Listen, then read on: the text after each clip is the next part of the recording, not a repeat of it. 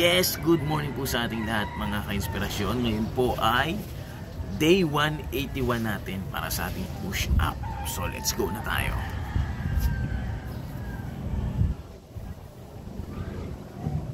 One, 2, 3, 4, 5, 6, 7, 8, 9, 10, 11, 12, 13, 14, 15, 16, 17, 18, 19, 20, 21, 22, 23, 24, 25.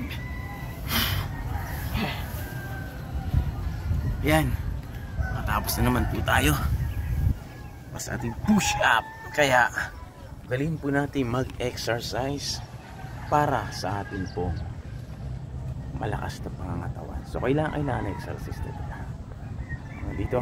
Dito po